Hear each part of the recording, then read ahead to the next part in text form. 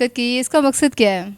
ये कन्वेंशन मैंने यहाँ पे अपने ऑफिस में मुनक्किद की है आज। उसका मेन पर्पस ये है कि यहाँ के लोगों को हम अवेयर करें। जैसे कि आप जानते हैं कि पीटीआई पाकिस्तान तरीके इंसाफ से उनका इंतहाबी निशान ले लिया गया और मोस्ट ऑफ पीपल जो हैं वो अपने इंतहाबी निशान जो भी उनके एरिए से कैंडिडेट हैं उनको नहीं पता क्या है। हम आज डोर टू डोर कैंपेन करेंगे और उसमें लोगों को अवेयरनेस देंगे कि जो हमारा यहाँ पीपी 148 से जो कैंडिडेट है सबा दीवान और एनए से आलिया हमजा मलिक, उनके जो इंतहाबी निशान कैलकुलेटर और लूडो का दाना है उनको इतनी अवेयरनेस दें कि लोग 8 फरवरी को इस निशान को बिल्कुल भी भूलें ना और सिर्फ अपना ठप्पा है वो कैलकुलेटर और लूडो के दाने के ऊपर लगाएं। मैं आपसे ये पूछना चाहूँगी कि आप तो खुद जो है आपका मेरे ख्याल से जो है I am sure about it कि आपका जो इंतहाबी निशान था वो क्वीन था।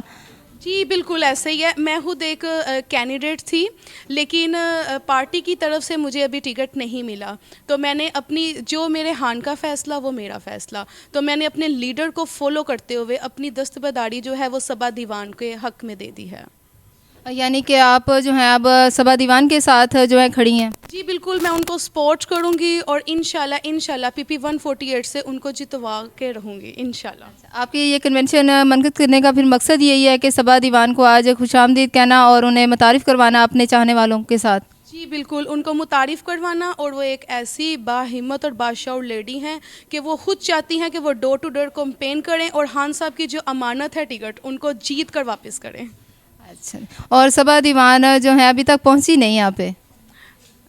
क्या सबा दीवान अभी तक जो है ना आपकी कैंपेन में पहुंची नहीं, क्या देर नहीं हो रही? नहीं, उनको देर नहीं, उनकी टाइमिंग जो है वो 2 to 2:30 तक है। इंशाल्लाह वो अपने वक्त की पाबंदी का मद्देनज़र रखते हुए जल्द से जल्द आ जाएंगी।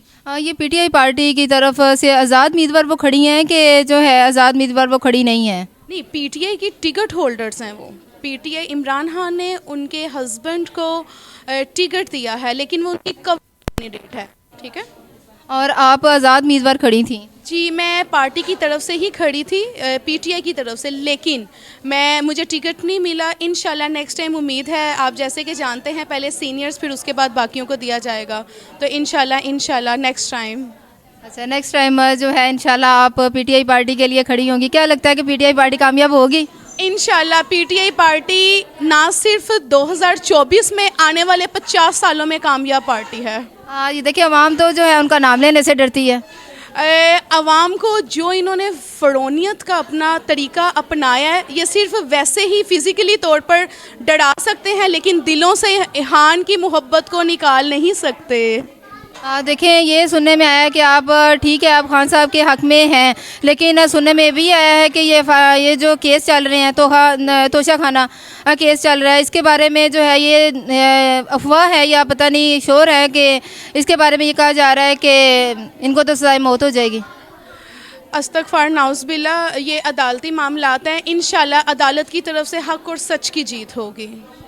जजों को भी जो है बहुत ज़्यादा जो है कह रहे प्रेशर डाला जा रहा है, और प्रेशर किस चीज़ का है? वो कहते हैं कि बस जल्दी जल्दी फैसला हो। क्या चाहते हैं कि अब इलेक्शन ना हो? नहीं, हम ऐसा नहीं कह सकते बिकॉज़ ये सारे रूल्स एंड रेगुलेशंस के अकॉर्डिंग जो हमारी अदलिया कहेगी हम उसके फ़ैसले को मानते हैं, लेकिन हम इस चीज़ का यकीन रखते हैं कि वो अपना फ़ैसला हक़ और सच पे रखेंगे इंशाल्लाह। क्या आपको लगता है फिर ये जस्ट अफवाह ही है कि ना सज़ाए मौत होगी ना ही खुदा ना खास्ता वो जो है उन्हें उम्र कैद हो सकती है? ये जितने भी यहाँ से भगोड़े आए हैं ना, ये सिर्फ़ और सिर्फ उन बुखलाहट का शिकार हैं।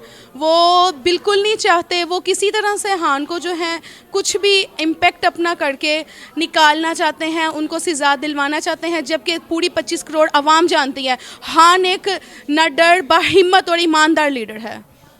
इसी के साथ इजाज़त दें अपने मेरे कैमरामैन वसी खान और मिस समरीन को। फिर मिलते हैं नेक्स्ट वीडियो के साथ। Thank you for watching.